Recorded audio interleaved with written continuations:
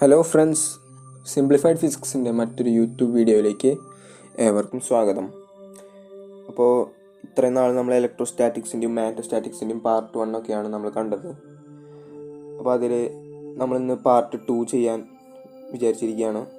Part 2ൽ നമ്മൾ ഇന്ന് എടുക്കാൻ പോകുന്ന ടോപ്പിക്സ് പാർട്ട് 1ൻ്റെ ഒരു കണ്ടിന്യൂഷൻ തന്നെയാണ്. അപ്പോൾ പാർട്ട് 1 കാണാത്തവർ പാർട്ട് 1 പോയി കാണണം. ഇന്ന് ഈ പാർട്ട് 2ൽ നമ്മൾ എടുക്കുന്നത് പൊട്ടൻഷ്യൽ എന്ന ടോപ്പിക്കാണ്. പിന്നെ മറ്റു ടോപ്പിക്സും ഉണ്ട്, നമുക്കതിലേക്ക് വഴിയെ കടക്കാം. പൊട്ടൻഷ്യൽ എന്നൊക്കെ പറയുന്നത് ഇലക്ട്രിക് ഫീൽഡിനോടനുബന്ധിച്ച് വരുന്നൊരു പ്രോപ്പർട്ടി തന്നെയാണ്. അതിനെപ്പറ്റി കൂടുതൽ സ്റ്റഡി ചെയ്യാം. ഇപ്പോൾ ആദ്യമായിട്ട് നമുക്കൊരു ചാർജ് എടുക്കാം. ക്യൂ എന്ന് പറഞ്ഞ ചാർജ് പോസിറ്റീവ് ചാർജാണ്. അപ്പോൾ അതിൻ്റെ ഇലക്ട്രിക് ഫീൽഡ് റേഡിയലി ഔട്ട്വേർഡ്സ് ആണ്. അപ്പോൾ അതിൽ നിന്ന് ഇത്തിരി ദൂരത്തിൽ RA ഡിസ്റ്റൻസ് ദൂരത്തിൽ ഉള്ളൊരു പോയിൻ്റ് ഉണ്ട്, എ എന്ന് പറഞ്ഞ പോയിൻ്റ്. ആ പോയിന്റിലാണ് നമ്മൾ നമ്മുടെ ടെസ്റ്റ് ചാർജ് കൊണ്ടു വെച്ചിട്ടുള്ളത്. ടെസ്റ്റ് ചാർജ് Q0 ആണ് ഡിനോട്ട് ചെയ്യണത്. അപ്പോൾ ഈ Q0 അതിൻ്റെ ഇലക്ട്രോസ്റ്റാറ്റിക് ഫീൽഡിലാണ് നിൽക്കുന്നത് അല്ലേ. ഇനി ആ എ എന്ന് പറഞ്ഞ പോയിന്റിൽ നിന്ന് Q0നെ ബി എന്ന് പറഞ്ഞ പോയിന്റിലേക്ക് കൊണ്ടുവരണം. ബി എന്ന് പറഞ്ഞ പോയിന്റ് കിടക്കുന്നത് കുറച്ചും കൂടി അടുത്താണ്, ക്യൂവിന് അടുത്ത്. RB ഡിസ്റ്റൻസിൽ ആണ് നിൽക്കുന്നത്. അപ്പോൾ എ എന്ന് ബിയിലേക്ക് Q0നെ കൊണ്ടുവരണമെങ്കിൽ അവിടെ ഒരു വർക്ക് ചെയ്തേ പറ്റൂ. കാരണം എ എന്ന് ബിയിലേക്കുള്ള ഒരു ഡിസ്പ്ലേസ്മെൻ്റ് ഉണ്ട്. അതുമാത്രമല്ല ക്യൂവും Q0യും തമ്മിൽ രണ്ട് ചാർജ് ആയില്ലോ. അപ്പോൾ അവർ തമ്മിൽ ഒരു ഇലക്ട്രോസ്റ്റാറ്റിക് ഫോഴ്സ് വന്നിട്ടുണ്ടാവും. അപ്പോൾ ആ ഫോഴ്സിനെ ഓവർകം ചെയ്തിട്ട് വേണം നമുക്ക് എ എന്ന് ബിയിലേക്ക് കൊണ്ടുവരാൻ. അപ്പോൾ ആ force negative of that electrostatic force അതവിടെ കൊടുത്തേ പറ്റൂ.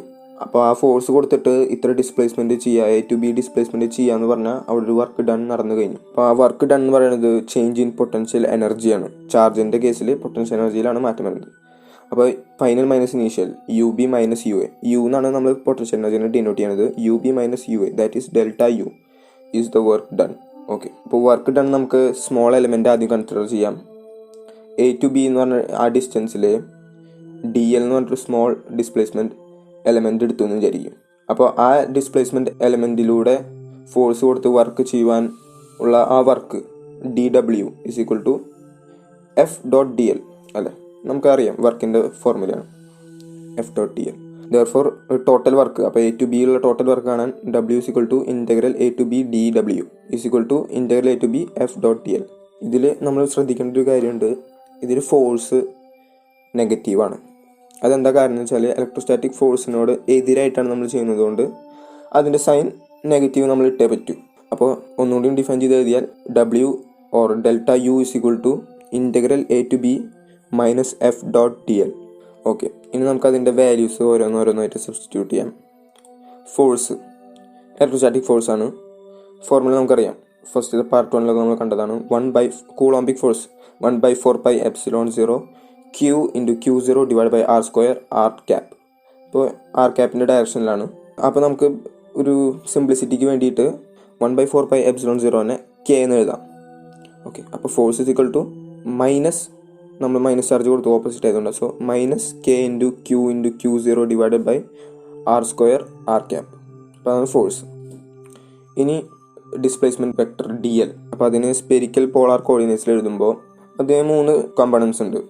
R ക്യാപ്പിൻ്റെ ഡയറക്ഷൻ ഉണ്ട്, തീറ്റ ക്യാപ്പ് ഉണ്ട്, ഫൈ ക്യാപ്പ് ഉണ്ട്. പക്ഷേ ഇതിൽ നമ്മൾ ഡോട്ട് പ്രൊഡക്റ്റാണ് എടുക്കുന്നത്, സെയിം കോമ്പണൻസ് മാത്രമേ എടുക്കുള്ളൂ. അപ്പോൾ R ക്യാപ്പിൻ്റെ ഡയറക്ഷനിലുള്ള സ്പെരിക്കൽ കോർഡിനേറ്റ്സ്, ഡിസ്പ്ലേസ്മെൻറ്റിൻ്റെ സ്പെരിക്കൽ കോർഡിനേറ്റ്സ് DR R ക്യാപ്പാണ്. അപ്പോൾ അത് മാത്രമേ എടുക്കുള്ളൂ, ബാക്കിയുള്ളതൊക്കെ 0 ആയി പോവും.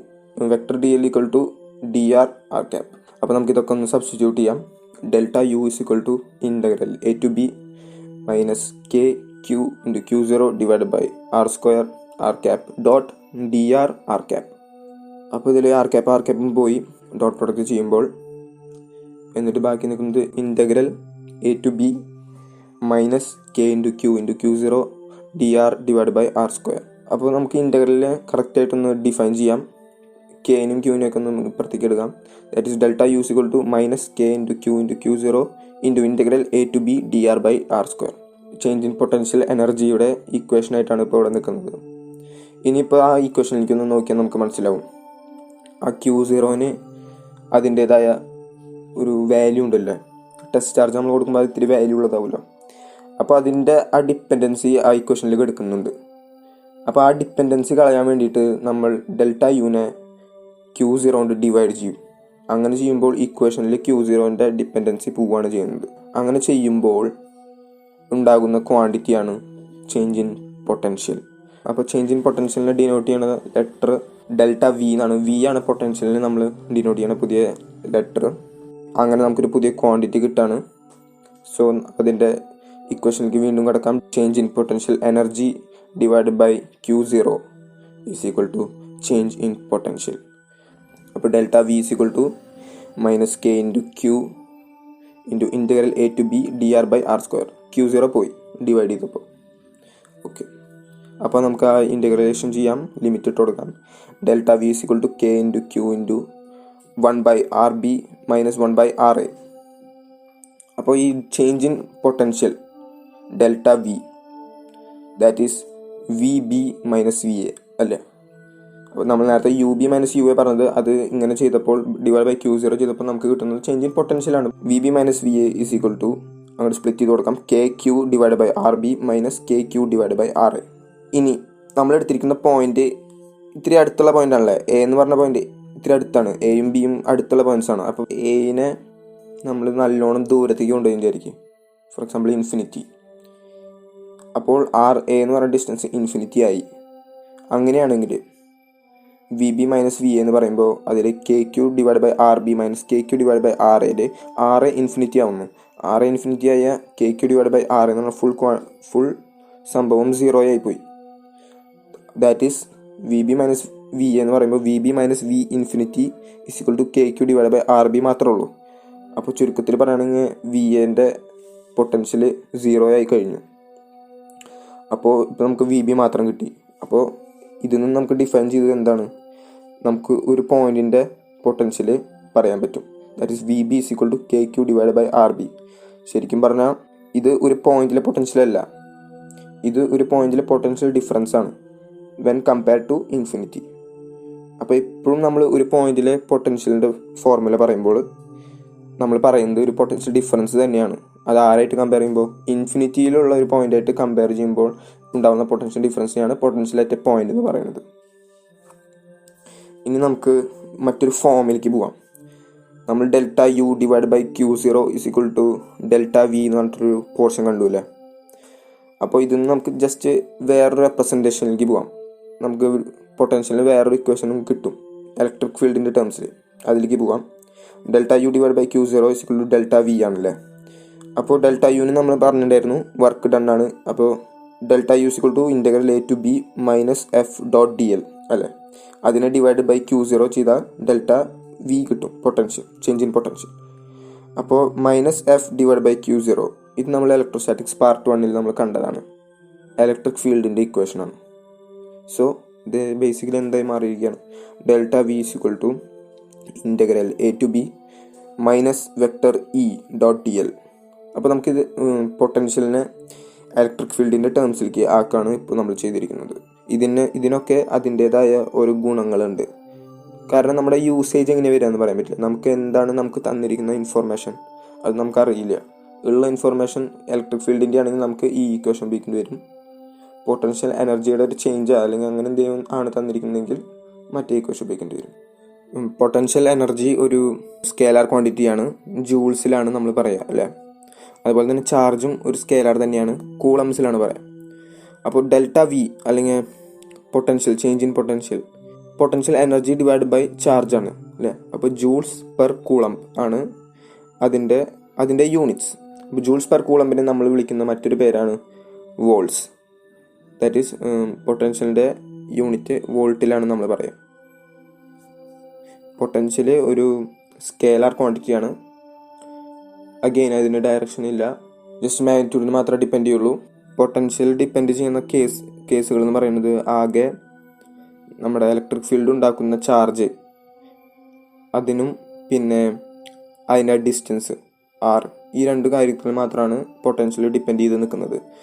അപ്പോൾ ഫോഴ്സ് നമ്മൾ കണ്ടുല്ലേ, ഫോഴ്സും ഇലക്ട്രിക് ഫീൽഡൊക്കെ ഇൻവേഴ്സ്ലി പ്രൊപ്പോർഷണൽ ടു 1/r² ആണ്. പക്ഷേ potential inversely proportional to 1/r ആണ്. അടുത്ത ടോപ്പിക്ക് ഈക്വി പൊട്ടൻഷ്യൽ സർഫേസ്. അപ്പോൾ നമ്മൾ നേരത്തെ കണ്ടു change in potential energy divide by charge അല്ലെങ്കിൽ work done divide by charge, അതാണ് പൊട്ടൻഷ്യൽ ഡിഫറൻസ് ഡെൽറ്റ വി അല്ലേ. അപ്പോൾ ഈ ബേസിക്കലി നമ്മൾ പറയുന്നത് ഡിവൈഡ് ബൈ ചാർജ് ചെയ്യുമ്പോൾ ബേസിക്കലി നമ്മൾ പറയുന്നത് work done to move a unit positive ചാർജാണ് നമ്മൾ ബേസിക്കലി പറയുന്നത്. അപ്പോൾ work done to move a unit positive charge is equal to potential difference. Okay, ഇനി ഈക്വി പൊട്ടൻഷ്യൽ സർഫേസ് എന്താണെന്ന് പറഞ്ഞാൽ അതൊരു സർഫസാണ്. ആ സർഫസിൽ പൊട്ടൻഷ്യൽ സെയിം ആയിരിക്കും എല്ലാ പോയിന്റിലും. ഈക്വി പൊട്ടൻഷ്യൽ സർഫേസ് എന്ന് പറയുന്ന എല്ലാ പോയിന്റിലും പൊട്ടൻഷ്യൽ സെയിം ആയിരിക്കും. Work done in carrying unit positive charge അത് it's equal to change in potential, that is V B minus V A. അപ്പോൾ അതാണ് work done. Equipotential surface ആണെങ്കിൽ വി ബിയും വി എയും സെയിം ആണ്. അപ്പോൾ V B minus V A 0 അല്ലേ. അങ്ങനെയാണെങ്കിൽ work done in carrying unit positive charge അത് 0 പോയി. അപ്പോൾ ചുരുക്കത്തിൽ പറയുകയാണെങ്കിൽ ഒരു ഈക്വി പൊട്ടൻഷ്യൽ സർഫസിലൂടെ ഒരു യൂണിറ്റ് പോസിറ്റീവ് ചാർജിനെ മൂവ് ചെയ്യണമെങ്കിൽ ഒരു വർക്കും ചെയ്യേണ്ട ആവശ്യമില്ല. വർക്ക് ഡൺ 0 ഒരു വർക്കും ചെയ്യേണ്ട. അപ്പോൾ ഒരു സിംഗിൾ ചാർജ് കേസ് എടുക്കാൻ വിചാരിക്കും. നമ്മൾ നേരത്തെ എടുത്ത പോലെ ഒരു പോയിന്റ് ചാർജ്. അപ്പോൾ അതിൻ്റെ ഡിസ്റ്റൻസ്, അതിൻ്റെ ഇലക്ട്രിക് ഫീൽഡ് റേഡിയലി ഔട്ട്വേർഡ്സ് ആണെന്ന് പറഞ്ഞല്ലോ. അപ്പോൾ ആ പോയിന്റിൽ നിന്ന് ഈക്വി ഡിസ്റ്റൻസ് ആയിട്ട് നിൽക്കാൻ പറ്റുന്ന പോയിന്റുകൾ ഏതാണ്? കാരണം അതിൻ്റെ equation V is equal to K into Q by R ആണ് അല്ലേ. അപ്പോൾ ക്യൂ ഒരെണ്ണേ ഉള്ളൂ, സിംഗിൾ ചാർജാണ്, അപ്പോൾ അത് കുഴപ്പമില്ല. ഇനി ആകെ മാറാൻ പറ്റുന്നത് ആറാണ്. അപ്പോൾ 6 ഈക്വൽ ഡിസ്റ്റൻസ് ആയിരിക്കണം. കാരണം വി ഈക്വൽ ആവണമെങ്കിൽ 6 ഈക്വൽ ആയിരിക്കണം. 6 ഈക്വലായി ഇരിക്കാൻ പറ്റുന്ന ഭാഗങ്ങൾ ഏതൊക്കെയാണ്? അതിന് ചുറ്റുമുള്ള ഒരു സർക്കിളിൻ്റെ ഏരിയ അല്ലേ. കാരണം 6 അപ്പോൾ എല്ലാ റേഡിയസ് എന്ന് പറയുമ്പോൾ എല്ലായിടത്തും സെയിം ആവുമല്ലോ. ആ പോയിന്റ് ചാർജ് സെൻറ്റർ ആക്കിയിട്ട് ഒരു 6 ഡിസ്റ്റൻസിൽ ഒരു സർക്കിൾ എടുത്താൽ അത് ഫുൾ ഈക്വൽ ഡിസ്റ്റൻസ് ആണല്ലോ. അതുകൊണ്ട് സിംഗിൾ ചാർജിൻ്റെ കേസിൽ ഈക്വി പൊട്ടൻഷ്യൽ സർഫേസ് എന്ന് പറയുന്നത് പോയിന്റിനെ സെൻറ്റർ ആക്കിയിട്ടുള്ള ഓരോ കോൺസെൻട്രിക് സർക്കിൾസിൽ അവരെല്ലാവരും ഓരോ ഈക്വി പൊട്ടൻഷ്യൽ സർഫേസുകളാണ്. അപ്പോൾ ഈ കേസിൽ നമുക്ക് ഈക്വി പൊട്ടൻഷ്യൽ സർഫേസിൻ്റെ ആ ഒരു പോയിന്റ് എടുക്കാം. 6 ഡിസ്റ്റൻസിലുള്ള ആ സർക്കിളിൻ്റെ ഒരു ഭാഗം, ഒരു സ്മോൾ ലെങ്ത് എലമെൻ്റ് എടുക്കാം. അതേ സമയത്ത് തന്നെ അതിൻ്റെ ആ പോയിന്റ് ചാർജിൻ്റെ ഇലക്ട്രിക് ഫീൽഡിൻ്റെ ഡയറക്ഷൻ കൊടുക്കാം ആ പോയിന്റിലേക്ക്. അത് രണ്ടും കണ്ടു കഴിഞ്ഞാൽ നമുക്ക് മനസ്സിലാവും ഇലക്ട്രിക് ഫീൽഡിൻ്റെ ഡയറക്ഷനോട് പെർപെൻഡിക്കുലർ ആയിട്ടുള്ള ഡയറക്ഷനിലാണ് ആ ഈക്വി പൊട്ടൻഷ്യൽ സർഫസിൻ്റെ ലെങ്ത് എലമെൻ്റ് നിൽക്കുന്നത്. അതുപോലെ നമുക്ക് മറ്റൊരു കേസ് എടുക്കാം.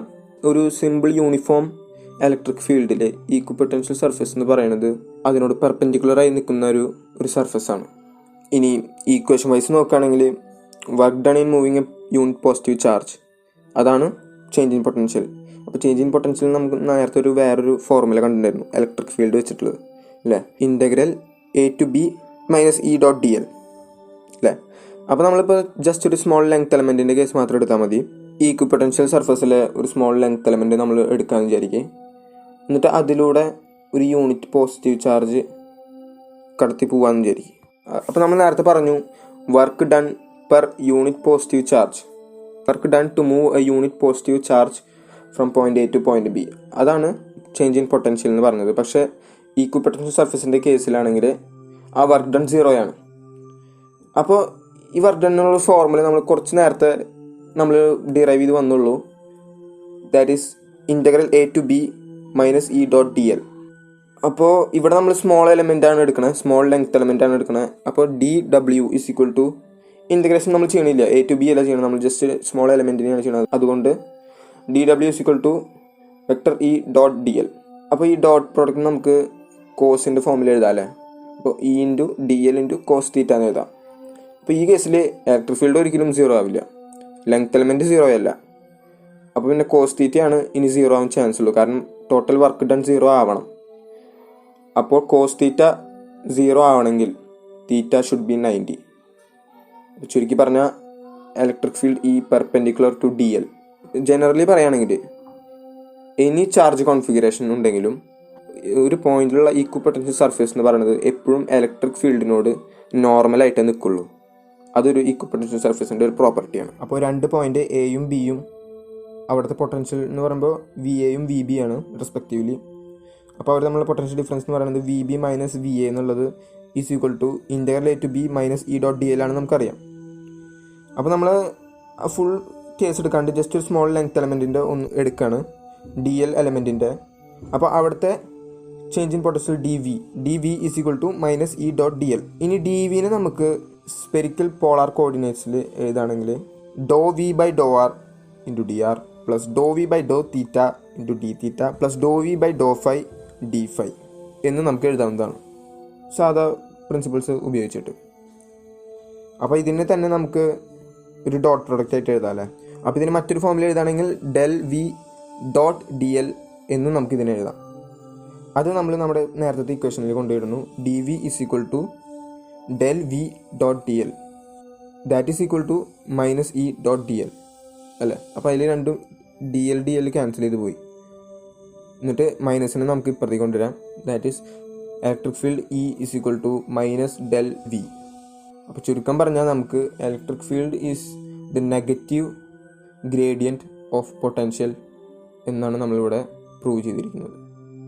അപ്പോൾ ഇവിടെ നമ്മൾ ഈ ഇലക്ട്രിക് ഫീൽഡിനെയും പൊട്ടൻഷ്യലിനെയും ഇങ്ങനെ മാറി മാറി ഉപയോഗിക്കുന്നത് കണ്ടു അല്ലേ. അപ്പോൾ നമുക്ക് വേണമെങ്കിൽ പൊട്ടൻഷ്യൽ കണ്ടുപിടിച്ചിട്ട് ഇലക്ട്രിക് ഫീൽഡ് കണ്ടുപിടിക്കാം, അല്ലെങ്കിൽ ഇലക്ട്രിക് ഫീൽഡ് കിട്ടിയിട്ട് പൊട്ടൻഷ്യൽ വേണമെങ്കിൽ കണ്ടുപിടിക്കാം. അപ്പോൾ ഇതിൽ ഏതാ ഗുണം? പൊട്ടൻഷ്യൽ എന്ന് പറയുന്നത് ഒരു സ്കേലാർ ക്വാണ്ടിറ്റിയാണ്, ഇലക്ട്രിക് ഫീൽഡ് ഒരു വെക്റ്റർ ക്വാണ്ടിറ്റിയാണ്. അപ്പോൾ വെക്റ്റർ ക്വാണ്ടിറ്റികളുടെ കാൽക്കുലേഷനേക്കാളും ഏറ്റവും എളുപ്പം സ്കേലാർ ക്വാണ്ടിറ്റീസാണ്. അതുകൊണ്ടാണ് പൊട്ടൻഷ്യൽ നമ്മൾ കൂടുതൽ ഉപയോഗിക്കുന്നത്. അപ്പോൾ നമുക്കിപ്പോൾ ഇലക്ട്രിക് ഫീൽഡ് കണ്ടുപിടിക്കാനാണെങ്കിൽ നമ്മൾ ആദ്യം പൊട്ടൻഷ്യൽ കണ്ടുപിടിച്ചിട്ട് പിന്നെ ഇലക്ട്രിക് ഫീൽഡ് കണ്ടുപിടിക്കുന്നതാവും എളുപ്പം. നമ്മുടെ ഇക്വേഷൻസ് നമുക്കറിയാലോ. പൊട്ടൻഷ്യൽ അറ്റ് പോയിന്റിൻ്റെ ഇക്വേഷൻ നമുക്കറിയാം, Q/4πε0r സ്കേലാർ ക്വാണ്ടിറ്റിയാണ്. എന്നിട്ട് അതിൻ്റെ നെഗറ്റീവ് ഗ്രേഡിയൻ്റ് എടുത്തു കഴിഞ്ഞാൽ നമുക്ക് നമ്മുടെ ഇലക്ട്രിക് ഫീൽഡ് കിട്ടി. ഓക്കെ, അല്ലാണ്ട് ഇലക്ട്രിക് ഫീൽഡ് കണ്ടുപിടിക്കാനുള്ള വെക്റ്റർ വഴികൾ നമ്മൾ നോക്കിയാൽ അതിനേക്കാൾ ഇത്തിരി സിമ്പിളാണ് പൊട്ടൻഷ്യൽ വഴി ഇലക്ട്രിക് ഫീൽഡിലേക്ക് പോകുന്നത്. മറ്റ് വെക്റ്റർ ക്വാണ്ടിറ്റികൾ ആഡ് ചെയ്യണ പോലെയല്ല, പൊട്ടൻഷ്യൽ സ്കേലാറാണ്, നമുക്ക് സുഖമായിട്ട് ആഡ് ചെയ്യാം. വെക്റ്റർ സമ്മിൻ്റെ ഒന്നും ആവശ്യമില്ല, സ്കേലാർ സിമ്പിൾ അഡീഷൻ അത് മതി. അപ്പോൾ പൊട്ടൻഷ്യൽ കണ്ടുപിടിക്കാനുള്ള ചില ഫോർമുലകളാണ് ഇവിടെ ഇപ്പോൾ ഡിസ്പ്ലേ ചെയ്തിരിക്കുന്നത്. ഒരു പോയിന്റിൽ നമ്മൾ നേരത്തെ കണ്ട പോലെ ഒരു സിംഗിൾ ചാർജ് കാരണം ഏതെങ്കിലും ഒരു അടുത്തുള്ള ഒരു പോയിന്റിൽ ഉണ്ടാവുന്ന പൊട്ടൻഷ്യൽ എന്ന് പറയുന്നത് അതിൻ്റെ ഫോർമുലയാണ് V is equal to Q/4πε0r. നമ്മൾ നേരത്തെ കണ്ടതാണ്. ഇനി അങ്ങനെ n ചാർജസ് ഉണ്ടെന്ന് വിചാരിക്കുക. ഒരു കൂട്ടം ചാർജസ് അവർ മൂലമുണ്ടാകുന്ന ഒരു പൊട്ടൻഷ്യൽ, ഏതെങ്കിലും ഒരു പോയിന്റിൽ ഉണ്ടാകുന്ന പൊട്ടൻഷ്യൽ, അപ്പോൾ ആ ഗ്രൂപ്പ് ചാർജാണ് അവിടെ ഉണ്ടാകുന്നത്. അപ്പോൾ അതിൻ്റെ പൊട്ടൻഷ്യൽ എന്നതിൻ്റെ ഈക്വേഷൻ എന്ന് പറയുന്നത് V is equal to 1/4πε0 sigma I is equal to 1 to n QI divided by RI.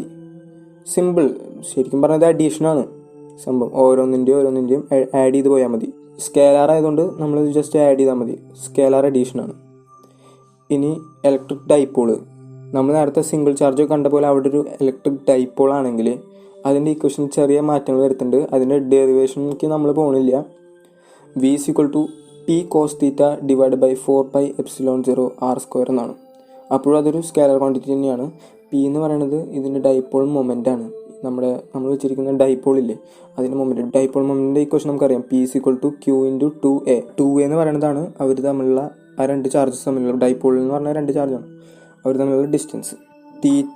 തീറ്റ എന്താണെന്ന് പറയുന്നത് ഡൈപോളിൻ്റെ മിഡ് പോയിൻ്റ് ഇല്ലേ, അവിടുന്ന് നമ്മൾ ഏത് പോയിൻറ്റിൻ്റെ അവിടുത്തെ പൊട്ടൻഷ്യലാണോ അറിയേണ്ടത് ആ പോയിൻറ്റിൽ ഒരു സ്ട്രെയിറ്റ് ലൈൻ വരച്ച് കഴിഞ്ഞാൽ ആ ലൈന് നമ്മൾ ഡൈപോളായിട്ട് ഉണ്ടാക്കുന്ന ആംഗിൾ, അതാണ് തീറ്റ.